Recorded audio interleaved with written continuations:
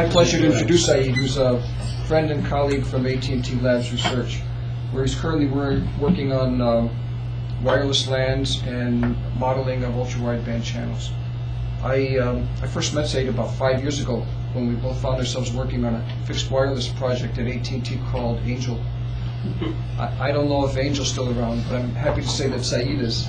So step up here and tell us what you know about ultra-wideband.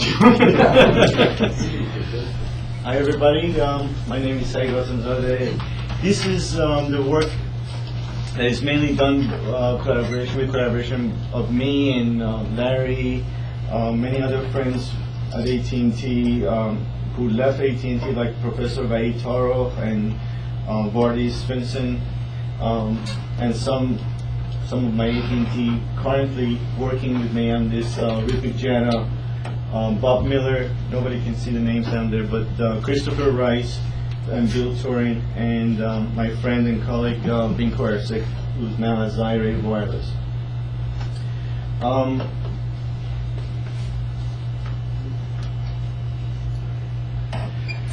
Alright, so what I'm going to talk about our main motivation behind this work, and then other not so big motivations on the measurements. I'm going to talk about the technique and our database, and we have two models that we're going to present today. One is on path loss. I'm going to talk about its data reproduction and the key findings on it. And then I'm going to go into the model, and then we simulate the path loss. I'm going to show you how close it is to the model. Then we're going to talk about the multipath intensity profile and our key findings on the time domain parameters such as delay spread and coherence bandwidth. And then we're going to talk about average relative MIPs, which is our main theme on the model for the MIP, and show some simulation results. And I conclude, and if you have any questions, you can interactively ask me. There's no reason to wait for the end of the talk. However, I'm going to stop at the end of the path loss section, and then we can ask more questions at that time before I go into the multipath, since they're interactive at the end of this talk. So, talk about some of the future work that we're going to do at the lab. Our main motivation was the business unit who funded the propagation measurements, and for us was to find out that what our business unit was AT&T broadband, and they wanted to know if there is any merit in using ultra-wideband, and if there is, what can we do with it. So basically what we wanted to do was these broadband services such as cable or XDSL fixed wireless are coming into the premise, let it be residential or commercial buildings, and they go through this ultra-wideband gateway to distribute the either entertainment or phones, or have wireless LANs, or all together at the same time. But we didn't know how much data it would require to actually do this kind of distribute this kind of services. We had some idea we need about 400 to 500 megabit per second with a range of about 30 to 40 feet. And but however, to do some to design a file to accommodate this kind of services, we needed to know the channel, and unfortunately there was no channel model. Saeed, it's a pointer. Oh, thank you.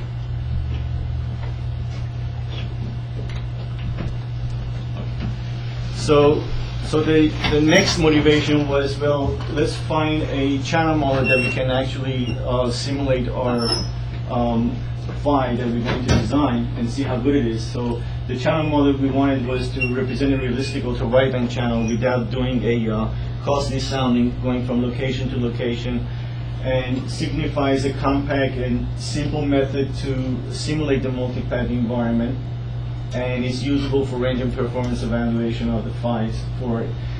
And I say in-home because our customer was AT&T broadband, and they wanted to distribute the signals wirelessly into residential. But it doesn't have to stay at in-home. We can go inside commercial buildings or small businesses. And most of the wireless channels that we found were either for narrow band channels, 10 megahertz wide or 5 megahertz wide, or they were at different frequency below 2 gigahertz or at 2 gigahertz, which is not defined by FCC as a ultra-wideband frequency range, FCC defined it to be between 3.5 and 10.6 gigahertz, which is for communication means only. And either the ultra-wideband models that were out there was based on the statistical characterization that the database was so small that it could not really represent a statistical model. So we decided to actually do the measurements ourselves. And the measurements technique that we chose was swept frequency measurement, and it was first introduced by Howard and Palavon and Hashemi during the early 90s, even though this type of measurement has been done before, but theirs were the first work that was published in the IEEE transactions. And our center frequency was 5 gigahertz. We had 401 frequency beams, which gives us the maximum resolution of 320.8 nanosecond, tau max being the maximum excess delay that we could observe with the system. Our bandwidth was 1.25 gigahertz based on the original FCC bandwidth definition of 25% of the minimum, fractional bandwidth being 25% of the center frequency, which ours was 5 gigahertz, therefore 1.25. And our sweep rate was 400 milliseconds. This is the block diagram of the channel sounder. Very simple. We're using a network analyzer by the signal from here. It would travel through a variable attenuator and then power amplified to a conical antenna with no omnidirectional and no gain. And we receive it with two identical antennas and bring it back with 150 feet of cable on each direction to the network analyzer through HBIB cable into the computer, and then we do a post-processing. We use HPV programs to control the network analyzer and also the data collection usage. This is just the picture of it. This is the network analyzer, and this is our 150 feet of cable that really the path of the signal would be going this way into the transmit antenna, coming back through here, going through the cable, coming back here, and then into the computer. Our database includes measurements at 5 years and 1.25 gigahertz ultra-wideband channel. TR separation, transmit-receive separations ranging from 1 meter to 15 meters. Simultaneous measurements at 2 antennas separated by 38 inches at each location over 2-minute interval, and from 1 watt to maximum 4 watt penetration. And we found that 4 watt was really the maximum amount of watts that we could go through in residential, since most homes were about 35 to 40 feet maybe in length, and 4 watts were pretty much maximum. And we collected 300,000 complex frequency responses at 712 locations in 23 different homes. The measurement setups, this is a typical setup. We have the transmitting non-line of sight here, and the circles really showing the non-line of sight location within a home. And the square is the dark square. I guess this is the position of the line of sight transmitter, and then the path that is taken to actually collect the data. Okay. Now, first I'm going to get to the path loss, and we define the path loss as the transmit and receive gains multiplied by the transmit power divided by the average receive power. And because our measurements are based on frequency response collections, then and we found that in time the data was stationary, so we average over time and frequency to get the average loss at each location D away from the transmitter. Typical representation of the path loss versus distance given by this equation is very famous. You have a median path loss plus some variations about the median in dB. D0 in the equation is reference distance. For us was 1 meter, and the bracketed term is the least square feet to the path loss. and the gamma and PL0 are chosen such that the mean square variation is minimized. And this is the log normal shadowing that everyone is known from cellular days. Nothing different. This is the path loss versus scatter plot of the path loss versus distance scatter plot. Normally, what one would do is that they put all the data together and then try to fit the median fit through the path loss points. And what we found out is that it would not be a good way to actually show the variations due to individual homes, because at some locations we found that the home has a slope of 7, being the slope of this line being 70 dB per decade of TR separation, and some homes were had 1.1. So we wanted to actually to show that okay, this is the actual path loss, median path loss, by pulling all the data together without telling us anything about the individual home and site specific.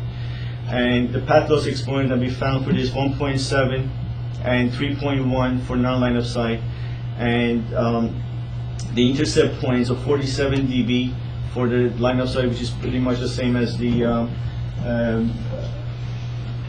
20 log of 4 pi over lambda, and this one, the 50.5 dB in non-line of sight, which basically generated by the fact that the line of sight at 1 meter was blocked by either a wall or a door. That few dB was basically due to that. This is the shadow fading, and again, it's log normal. The S values are in dB. It's a zero mean, and a variance of about 2.8 for line of sight and 4.4 in non-line of sight. And based on a earlier work by Ersek and Greenstein, we found that what they looked at in cellular was that going from a cell to another cell, you find the path loss parameters actually changing, and rather than pulling all the data together, you find out that you don't report anything on those changes, and you're averaging them out into one. And following that intuition, we figured that since our parameters of the channel are also changing over the homes, we find out statistically what happens to the parameters from one home to another. So we found that the intercept points is basically depends on the material that is blocking the transmit signal at 1 meter, and depending on if it's going through a sheetrock or a wooden door or a metal door or fire door, those numbers keep changing. And we decided that since we don't know where the transmitter is going to be designed in the house, where it's going to be the actual location, why don't we average the data at that point and forget about the frequency dependency of the material. Excuse me, for line of sight you get the slope of 1.7, which is less than the free space. Is it some kind of waveguide effect? Yes. So these houses look like, you know, Right. long things with smooth walls? Right. When you look at the typical homes, you see that they all have these hallways, and that's the only place that you can really get a 10 meter of line of sight. You're not going to see a 10 meter going from one side without blocking the signal, unless you're in the hallway. And when you're in the hallway, you get this, depending on how close this was, or again, this is just a hand drawing, and it's not exact to the inches, but most of the time you have these hallways, and you're traveling through them, and you see this waveguide effect. Yeah, so it's much better than the free space. Right. But we did homes, I'm going to show you some of the results, that they had over 2 slope. This is a path loss exponent, and it's plotted versus the probability of the path loss exponent versus the path loss exponent. So what you see here, there are at least 2 locations that we were very close to the free space, but there were locations that we were at slope of 1. And also the same thing for the non-line of sight we have slopes that are varying from anywhere from 1.5 to around a couple of them that are not here. One was 7 actually, that was up here. But it shows that the pad loss exponent is normal random variable, and the parameter. Question? Yeah. Okay, you also swept frequency. Right. How frequency dependent would this data be for one experiment? Right. When you sweep the frequency, you have a transfer function that is frequency dependent, right? And it's right here. So think of it as a three-dimensional data. I have one here, right here. So this is a typical location. Let's say in the line of sight, you see that there is data is very stationary over time. But in frequency, you have these holes due to the multipaths, right? So when you want to find what is the total average power in this location, what we did was we took the mean over the frequency and the mean over the time. So you get a local average power at that location, and that was the path loss power that we got. That's the gamma, okay. Right.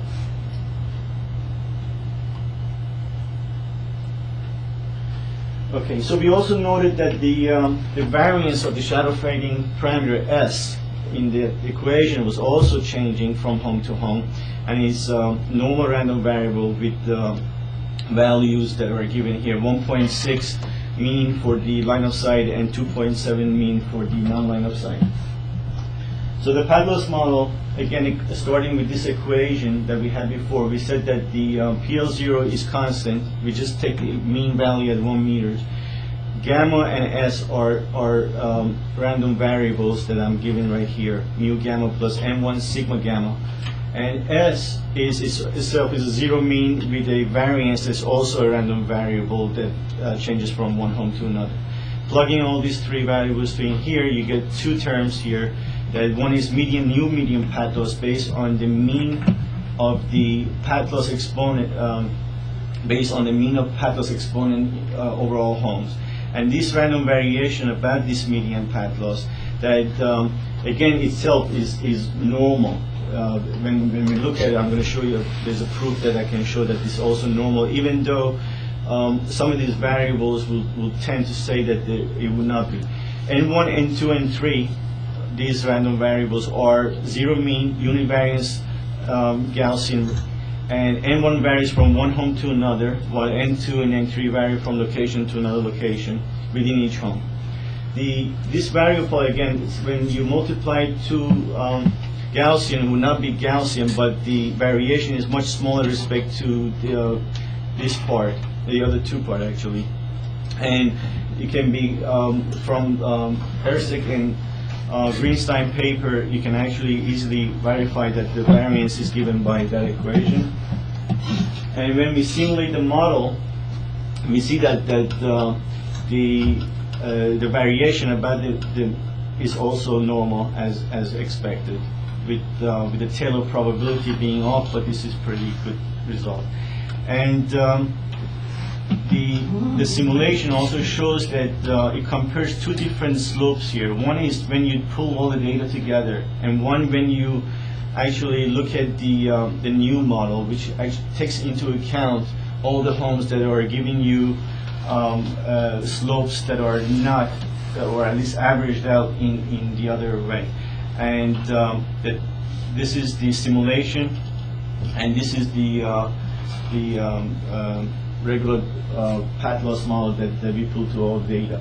Now, for simulation, we found that if we don't truncate the Gaussian distributions, then you get numbers for sigma that are not really realistic, and they shoot out all the way up, and so you have to truncate them to accommodate the dV values that you have for the model.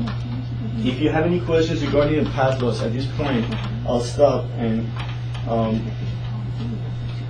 answer them before I go into the MIP section. Yes, come on. Your separation meters, I mean, it's just really log meters, right? It is long. Right, it is long. You said when you do experiment, you said one random variable vary from one room to another room. In that setting, do you assume the transmitter is fixed location or Transmitter is in a fixed location. One varies from one home to another, right? Right. So that predicts the. Think about it. Like the slope of the line or the path loss exponent is really makes sense in each home separately. So this N1 variable is really changing from one home to another. N3 also. Do you assume N3 also. Oh, that's right, and N3 as well, because of this variation is over the over each location, because at each location you have some variation with respect to the median path loss, right? So this is based on each location. N3 also changes from one home to another because the median path loss changes itself from one home to another, right? Within one room, are you in your experiment setting, are you changing the transmitter or receiver location? I don't I understand. mean, when you change the distance between the transmitter and the receiver, are you just keep the transmitter fixed and change Correct. the receiver? Transmitter is fixed and receiver is moving, Okay. but it's reciprocal. Yeah. How Maybe much at time- another location when your transmitter is at another location, you have different N1 values, right? Say again? So let's say if you change the location of the transmitter, still in the same room, the value of N1 may be changed. In this case. Okay, so this is a transmitter right here in non-line of sight, for example. And the circles are the locations of the receiver, riverbend, right? So given that you have all these path loss respect to these TR separations for all the locations, then what we did, we found the median path loss. And then from there, you have a variation about that median, which is also changing from one home to another. That's N3. Okay? How about time variation for non-line of sight with everything else fixed? Well, that's the thing. Because the measurements were done in a fixed environment, right? You could see there is no time variation. Or within maybe the K factors were in the order of, say, 40 dB. If you wanted to find a distribution of the envelope variation. So it was not, and this is only because the fixed, the receivers were at a fixed position. There was not that much movement. I mean, the maximum Doppler that we noticed, which I was going to talk about it next, was about 0.1 hertz. So at the house while you were making it. no, there were people in the house, but they cannot move that fast. Like that would make it move. As if you're moving at 3 miles an hour through the medium. Because I remember, we took a lot of measurements in industrial environments at 2 gigahertz and saw quite, and for non-line of sight, we saw quite a bit of temporal variation. I believe that in industrial, this is in residential. Right, and fluorescent lights were one of the sources, and fans and all sorts of things like that. Right. We actually tried to make this move. This is very clean, and it was very difficult to make it move. And with moving hand in front of the antenna, or Although that shows you just the peak, it doesn't show you, what you see is like the railing fading. If you go, this way. yeah, like, Right, but If this I is look over at- frequency. what? This is over frequency, and it is railing. In fact, I just looked at Right, the no, but I'm distribution. saying if you go along one of those corn rows and look at the drippings, they have quite a bit of variation in it. You're talking about these over here. No, like below that, look at the blue. These, Yeah. but these are the same for all of them. They go through the same thing They through go- all.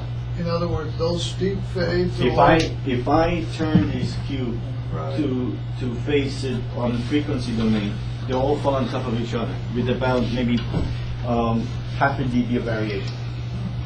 So we actually looked at the variation of each frequency, and there was none. And you can also look at it from time domain point of view. The K factor were very strong. One way of thinking about this is that he has such a large bandwidth that he's resolving the individual That's true. multipath, That's true. and therefore you're not seeing any variation in time That's because true. there's no phasers adding up and changing their phases. That makes a big difference. We had a 5 hertz Yeah, bandwidth. exactly. Right. Yeah, interesting. Okay. Good. Well, actually, the coherence bandwidths were about, that I measured, this was about 30 megahertz. Right? But respect to this is 1 gigahertz of bandwidth, so you don't really. Gotcha. Thank you. That's a very valid point. Okay, any other questions? Okay, next, we looked at the time domain parameters, but before we do that, we had to actually do some data reduction on the collected data. And the steps we took was first to remove the calibration from the network analyzer in the front end of our receiver and the transmitter, or remove it from the raw data. And then we averaged the responses over time, since there was, again, no movement in time domain, and maximum Doppler measure was no more than a few tenths of a hertz. So we averaged it over time, and we took one snapshot in frequency domain from each location. Then we took the 401-point complex IFFD to get the complex MIP, and the MIPs are then normalized to total average power. So the path loss is removed from the data. And we set a threshold knowing that our dynamic range was about 40 dB maximum, and the noise were about maybe 6 dB peak-to-peak variation on it. So we set the threshold to be 10 dB above the noise floor. So we set that threshold to 30 dB. And the noise was removed from the data, and MIP was renormalized so that the area under MIP is 1 again. And all the MIPs are synchronized with respect to their delay at 0 nanosecond. This is the first delay that is coming out of the threshold, and we call that the actual delay at tau 0. Right? The parameters that we look at was Rms Delay Spread and Coherence Bandwidth. The Rms Delay Spread, straightforward. The second moment of at mean second moment and the first moment give us the tau RMS, the Rms Delay Spread, and the frequency correlation function was used was this, and again some of these values were what do you call it? I guess parameters were set into to actually see if we can get the mean path gain by just looking at the correlation function and the path loss at that location, and they do match. We defined the coherence bandwidth as a 3 dB width of the correlation function, and we use the inverse relationship between the coherence bandwidth and delay Rms delay spread to actually see what is the relationship between them. And the excess delay that we observed was maximum at 70 nanosecond. The Rms delay spread has a normal distribution over all locations and homes. The Rms delay spread increases with TR separation and therefore with path loss. And the mean and maximum Rms delay spread are 1.1 nanosecond and 16 nanosecond, 17 nanosecond for line of sight, and 0.75 nanosecond and 21 nanosecond for non-line of sight. Mean and standard deviation of Rms delay spread are 4.7 and 2.2 nanosecond for line of sight, and 8.4 and 3.8 nanosecond for non-line of sight. Yeah. Just to better understand, so you started with having 401 bins, each of them is 3 megahertz wide, Right. which gives you the resolution per bin of roughly 0.3 microsecond. So then you sound your channel, and then you coherently combine the outputs to get a better resolution. No, that's not Because right. here you write 320 nanoseconds. Right. Later on, your resolution improves to something like 70 nanoseconds. At least the RMS Well, numbers. well, that's the mean. I mean, if you have, if you have one, there are locations that it gives rise to only maybe 1 or 2 paths, and that when you do the Rms Delay Spread, you're going to get numbers that are less than 20 nanoseconds. That probably doesn't makes any sense, right? But that's the result that we got over the data.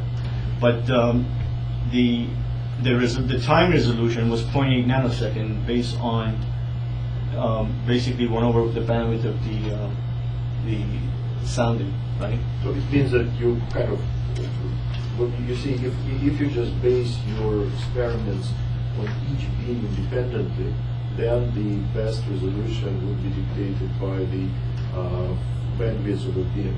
Now, since you have The bandwidth of the bin determines the total extent that you can measure delay over. That's actually exactly my question. If you can coherently operate on all the beams at once, then what counts is the total bandwidth, which is 1.25. Actually, what Mike mentioned, so somehow you then coherently combine the No. data from the beams? No, I did not Or combine you any. process beam by The beam resolution is from the 0.8 beam. nanosecond. It does an inverse discrete Fourier transform. Right. Yeah, but on signals of these phases, so it's not on the powers. Right. It's on the signals with phases. The complex response. The complex is okay.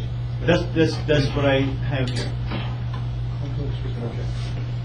But when I'm looking at the delay spread, then I go into the magnitude. I look at powers only.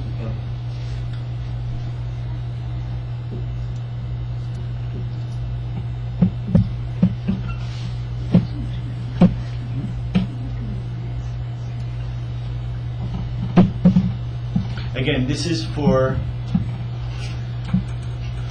maximum RMS delay spread. This is what I'm seeing. Maybe I'm seeing something at 0.75 nanosecond. That's what I saw, and I reported.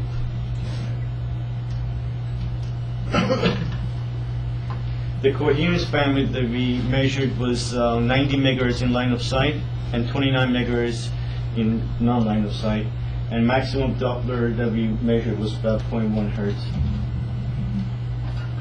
This is a distribution of the RMS delay spread showing its normality.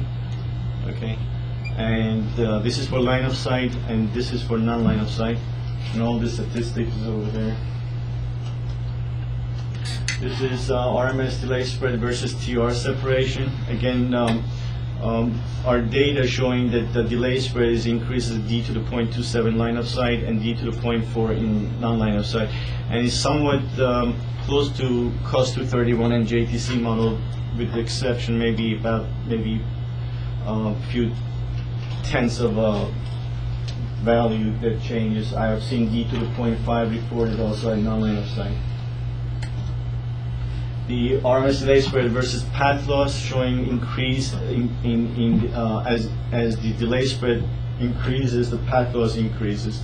So, which should be because the more spread you have, the more path loss you have within those paths coming into the receiver, because they're coming at a further delays in longer paths. This is the frequency correlation function, probability of the correlation function over and I'm showing it over 500 megahertz, but our bandwidth is 1.25 gigahertz, and therefore you don't see any more than that. And it was about, our 3 dB width is about 29 megahertz in non-line of sight.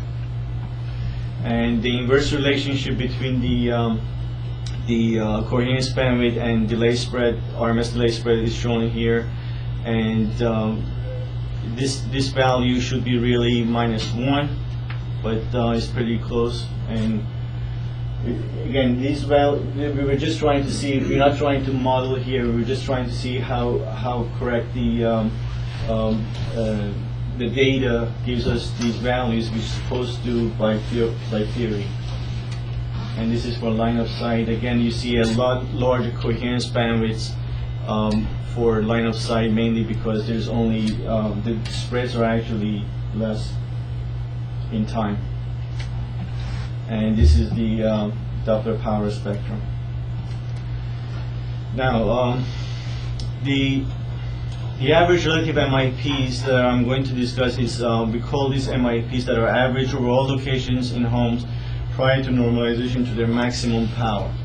So one of the things we noticed that if we wanted to come up with a tap delay line, for example, for a model, a lot of you need the relative powers to the maximum return on these MIPs, and we could not simply just take the average power because average relative MIP, because of it actually changed from one location to another. What I really wanted to say was this: the average MIP, average relative MIPs would keep changing from location to location. So we could not just take one relative MIP and say, okay, this is the relative powers with each multipath. So, yeah. So like this MIP, right, when you measure something, right, some are 0 for a particular location because you just have several paths, right? Some are 0. For a particular path. Right, so like this over here. Yeah. Yeah. So like how do you average? You average only if it's there? No, I average over all homes, all locations. Okay, so it accounts for the ones where you have nothing.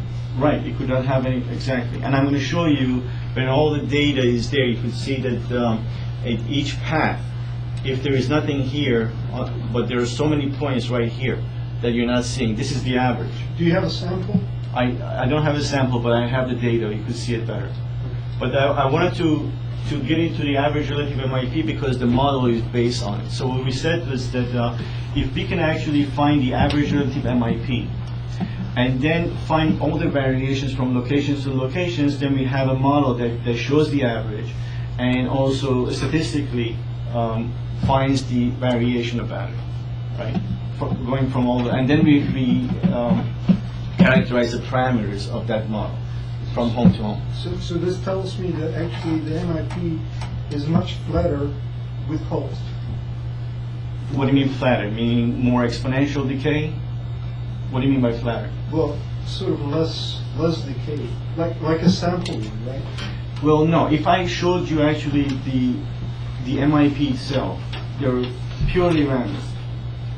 And if you saw them, you say, I don't know how to model this thing because you don't see these exponential decay all the time, right? You would see a strong return, for example, in line of sight maybe, but in non-line of sight, we saw, for example, there are locations, and there were so many of them, that you have the first 10 or 12 paths are not so blocked. I mean that there is, if you have a strong return, say here, about maybe 10 or 12 of them, they're about only 10 dB below.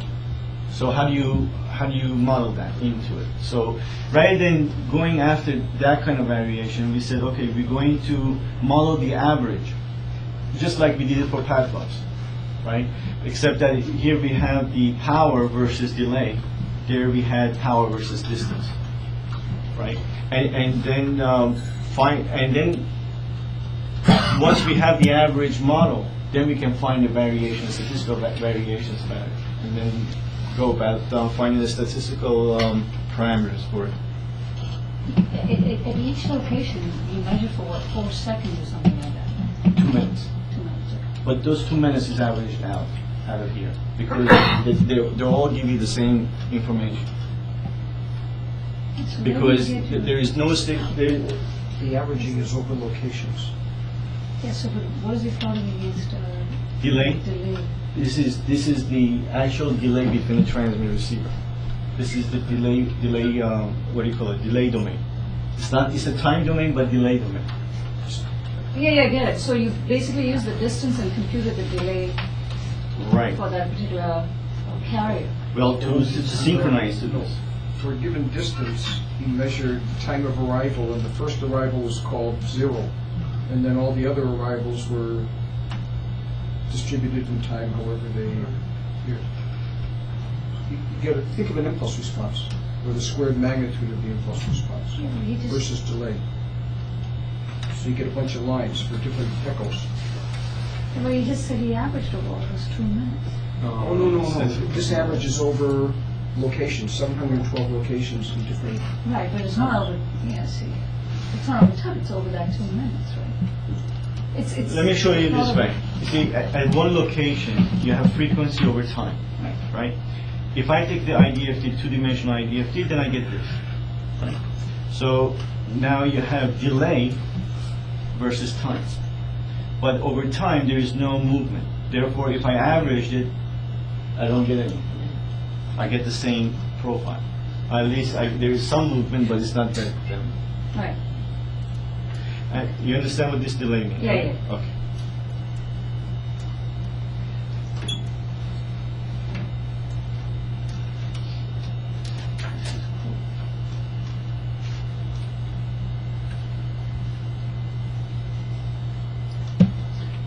Excuse me, sir.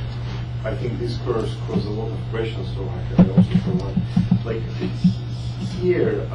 Let me explain the model first, because then you understand what this means. It's about measurement. Okay. Like here, all the paths or all the delay components look like on the equal spacing one from another. On the average.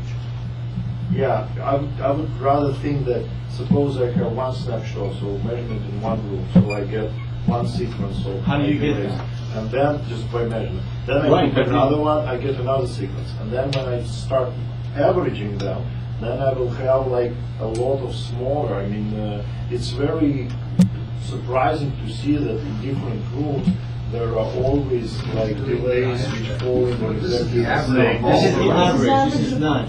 Are you quantizing this? Or maybe the answer would be, I would just quantize it. You have like bins and you see how many bin, what is the population of each bin in the Let me go forward, and I'm going to show you that this is not what you see in every room.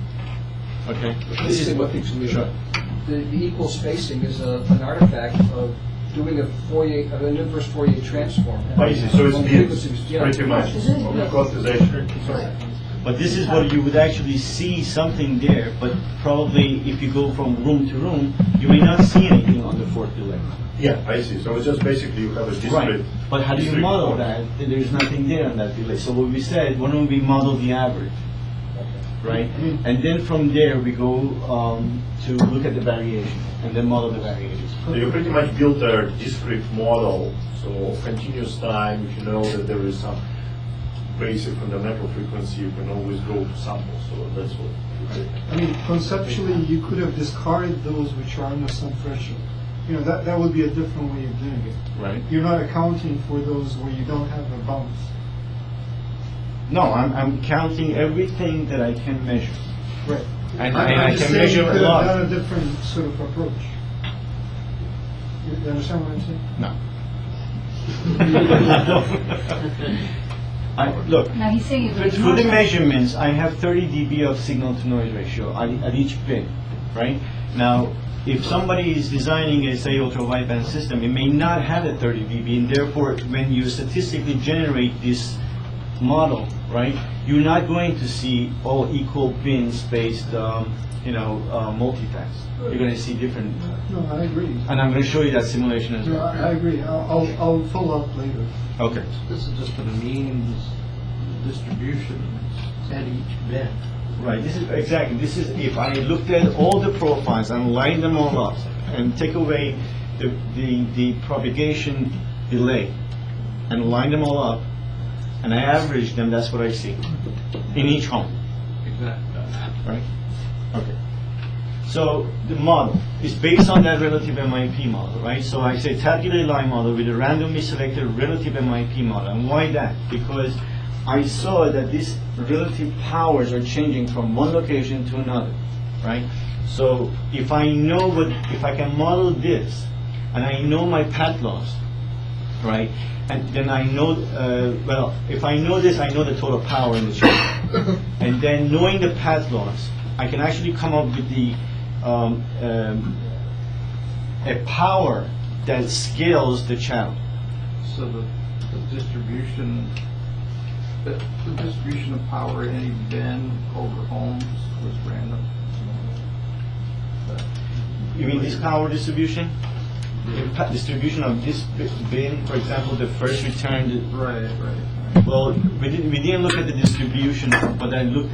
We know it's not really moving in time, and over location is log normal. We know, we know that, right?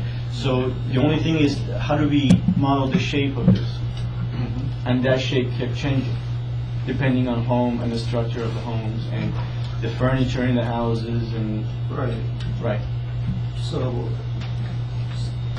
the probability that you're going to have energy at a particular bend changes depending on where you are, right? So you can Where you model are. a lot of Right. homes, you have to randomly vary Right. the probability of power at a particular bend. Right. So if we know the total power and the path loss, and then I can actually find the power that scales the channel. We know the delays from the multipaths, right? By coming up with a model for the shape. And then you sum it up and you have a tab delay line model that models the our data. Say, Yeah. is that an average over all the locations in one home? This one? This is just for representation. Yeah, no, but I mean, should we think of it as an As an average over one home. over all the locations in one home? Correct. Okay, good. So that's going to have a certain slope to the exponential and a certain... Right, and I'm going to get to that Or because... distribution. Right, exactly. This is just to show you how the relative MIP is being used to come up with the model itself. It's like the input to the channel model. So then, of course, we have to worry about other things, like the amplitude variation, what are the amplitude variation on each multipath, the phase variation, and the correlation between each path. So the multipath amplitudes had small variation from our data. Over the 2-minute interval time, we found that the K factors are greater than 40 dB. So it's non-existent, except that this is only good for fixed wireless, right? Fixed wireless in indoor. And the phases of amplitude components are, multipath components are uniformly distributed between 0 and 2 pi. But one of the things I found out from 802.15 that when you use ultra-wideband impulse radio, the phase really doesn't mean anything because everything is baseband. So you can actually put this in there, and I discussed this with them and they said, well, if it's, since we know it's random and it's uniform between those values, we just select either 1 or -1. So that's not a problem. But this is for only for all the systems that are ultra-wideband and they have carrier. And the dB variation of the multipath components are correlated with a correlation factor no greater than 0.25. Okay, so we already know that the typical representation of the multipath profiles has a shape that is exponentially decaying. And following this,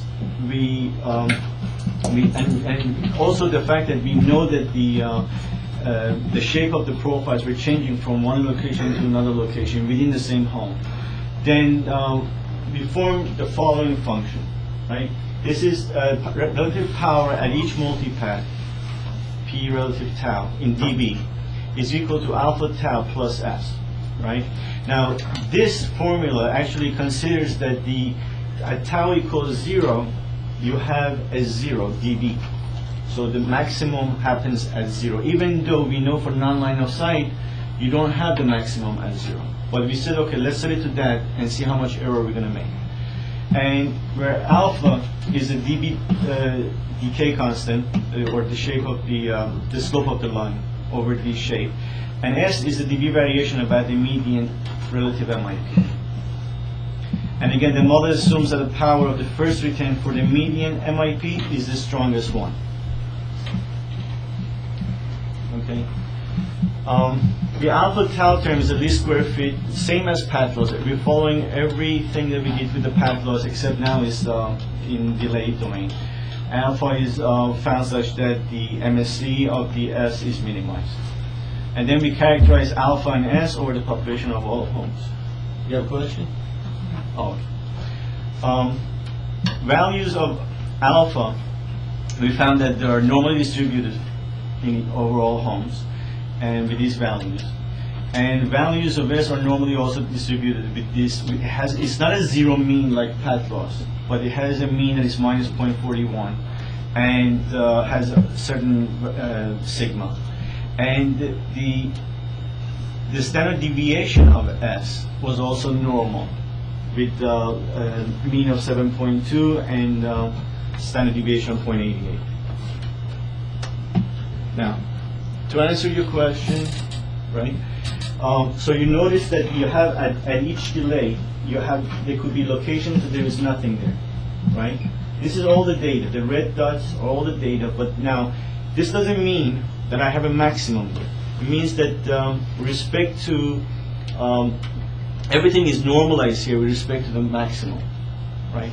So this is not a real impulse response of the channel. It's normalized response, right?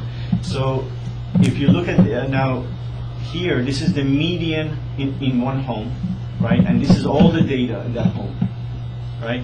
And we said that we're going to set the tau zero, power at tau zero to maximum, which is 0. And then we fit the line to it. And we then look at you see that this is the average as supposed to go through it. But it does make some errors, and we're going to go through that later as well. So you're attempting to model the average path Right. in the home, because a particular path or paths in the home could be substantially worse because they're a lot sparser than. Right. And it's easier actually to model it to the median and look at the variations about that median Right. and see how those variations change from one home to another home. Right. I guess my point was that you're not really modeling the sparseness, and that you could do possibly.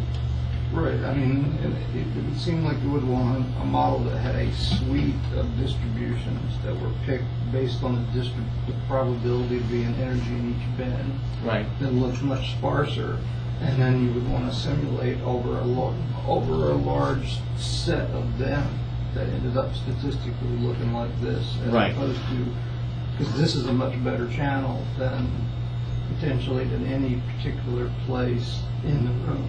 Right. Well, I'm going to show you the simulation, and it's going to show the sparseness, at least the way we'll see it.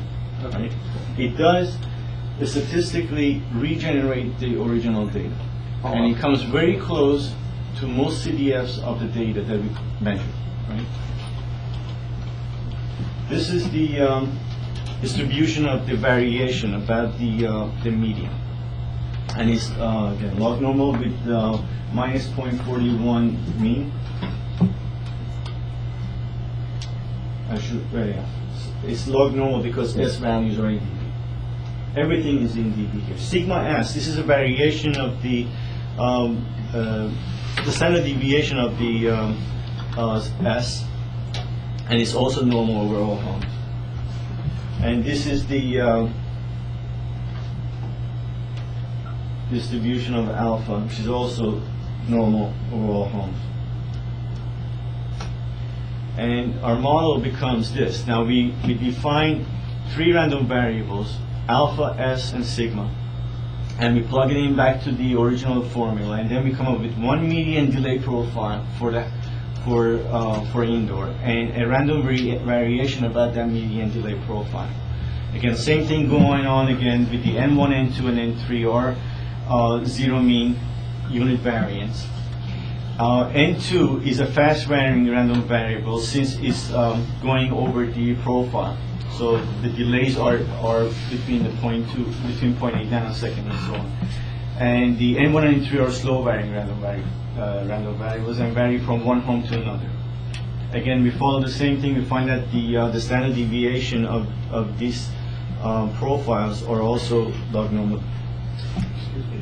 Yes. By median delay profile, you mean a point, so 50% of your passes on one side, another 50% passes on another side, right? Correct. So, but it doesn't really say which one has more power. No, it does. But Median. This is my median right here, right? So. But median basically says the cardinality, like how many things Right. are on one side versus how But many I things also on know the another. variation, so I can actually, if you want to just design, model for this part, right? Then you miss all these points, but there are points that you have nothing there.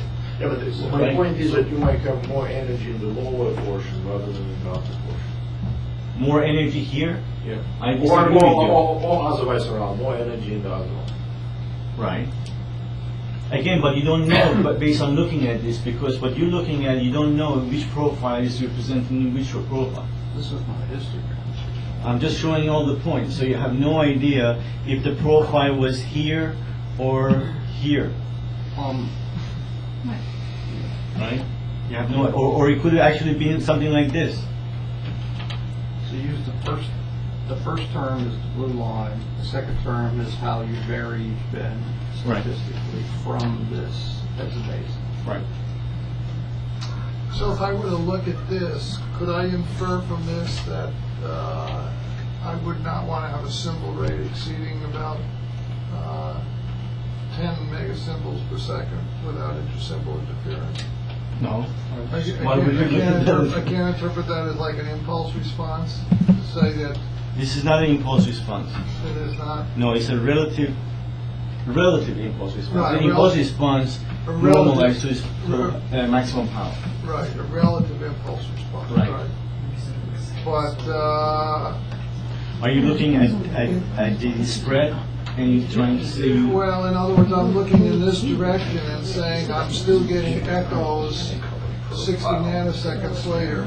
No, but this is 25 dB down. So what can you do with it? Well, yeah, well, whatever your threshold would be, okay, if you, yeah, but let's say it's 60 nanoseconds away, I'm still getting, Echoes. I'm still getting echoes sometimes that are only 10 dB down. No. See, again, this is very misleading to look at these things and come up with those results because you're looking at relative MIPs, right? I could have had a profile that was really the MIP itself. It would have been like something like this. Correct. If I normalize to maximum, it shifts it all the way up here. I realize that. But So then let's- you can't tell by looking at the. But if you had some kind of gain control, you would be doing that shifting anyway, right? No, now how do you do that with gain control? Well, How do you make the power go up? Right? Exactly, and your noise will go up too, right? Yes, the power, everything will go up. yeah. Sure. I think it's probably jumping the gun to try to look at this and infer something about system behavior. This is just a device for modeling purposes, and then at the end, he gets a model from which he can generate impulse responses, and they'll tell you what the system can do. Looking at this normally, I say, oh my God. So you need a lot of rate figures. Just the starting point. It's the second term that really makes. Okay. So this is the flow chart of the simulator. Very simple. You generate 3 random variables. You plug it into the equations, and you generate a. We set it to a 90 paths, but you can set it to anything you like to. And we plug it into the equations, and you normalize to the maximum, and you assign a threshold based on your receiver sensitivity, whatever that is. If it's 20 dB, 15 dB below the maximum. And you start generating the multipaths. And if it's basically above your threshold, you keep it. If it's not, you reject it, and until you have the whole profile, right? And then once you found the profile, you sum the relative power of all multipaths, right? That gives you total channel power, and multiply it by the linear power of each multipath. And then by path loss, and then divided by the total power, and that gives you the relative scaling power for that path itself. And you can scale it by the Ricean coefficient. Whatever we found Ricean, I've seen log normal, I've seen Nakagami. That's what we found was Ricean, K factor of 40 dB, rotated by the phase if needs to be done, and you sum all the paths, and that's your complex channel impulse response. And the next thing is I'm going to show you the simulation.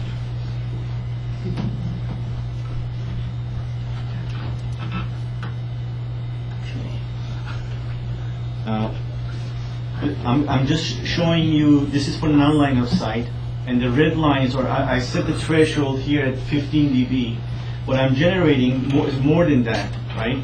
But the threshold is what I'm seeing, right? And all the red ones are actually what I'm seeing. And that, I think, answers your question, the how sparse they are. They're not really going to be, even the multipath generator is not on each point.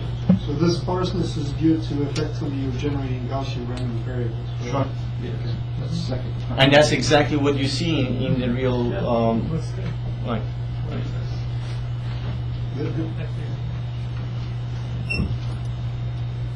Now, once we simulated this, okay, now we wanted to find how good the simulator is working with respect, at least the model working with respect to the measured data. And we looked at these three parameters. One CDF of tau RMS, the Rms Delay Spread. One is the average simulated profile versus the measured. And one is the standard deviation of the model variation about that median, about this. Those are the three parameters that we looked at. Of course, you can actually add to this number of multipaths that you are seeing within certain threshold. We should have actually looked at that too. Something to look at actually the number of multipaths above certain threshold with respect to data and simulate. So the blue dots are data, the red is simulation, and the lines are the normal random variable distribution, right? And they're pretty close. The only thing that we notice is that while the means are the same, the sigma was about maybe close to about maybe 0.6 nanosecond off the variation. And again, if you truncate those random variables, you can actually get it even tighter. So this is what just based on one simulation. And this was the result of the same simulation that we ran. The next thing is the average MIP simulated versus the measured. Again, they follow each other very closely. Now, I'm showing line of sight model here, which I didn't discuss that yet, but that would be another half an hour. Simulation seems to have very low variance compared to your measured, right? Look at the variance of the measured with respect to the model. Right, the model is closely following the data. And the next thing was that the variation above the mean. And this is for the non-line of sight, the simulation I just showed, that's for line of sight. It's within a dB of the variation. Should I go into line of sight? Now, for line of sight, we notice that the strong return is always present at tau 0. But then it follows down sharply within the next delay bin, and then follows in a sort of slow exponential from there on. So we had to compensate for this, and also compensate for this location. This is, if we would have just used a exponential like the one we did before, like alpha tau, then we found that we actually make a lot more error. So we said, why don't we also make this a random variable, so since it does change over the population of the data within each home. That's the probability of the length of the hallway. And who puts their refrigerator inside their hallway, something like that. So, and that's what we did. And now we have 4 random variables, alpha being the slope of the line, c is the constant at the beginning of the exponential. This is the c, would represent this point. S is the variation about the mean, and sigma s is the variation of the s within each home. And the rest of it is putting the random variables into the equation, and you follow through.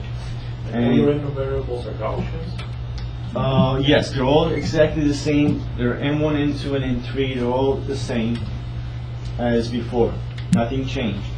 In fact, here I have N1, N2, N3, and N4, right? but they're all Gaussian. I can come up, if you need it, I can come up with the range of the truncated that I use for the simulation. Quick question. Have you tried other functional forms other than exponential, like a power law? I don't think we did. No. I mean, naively, right? The delay should be related to because power versus distance is a power law. So you might expect that delay is related to distance, and therefore Right. the power. Delay is related to the power, and I showed you that path loss versus tau Rms, right?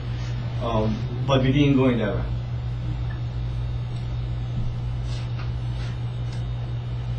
And these are the distribution of the C and alpha, showing that they're normal over all homes. And this distribution of the variation about the mean and its standard deviation is also showing log normality and normal over all homes. So, is there any question at this point before I go on?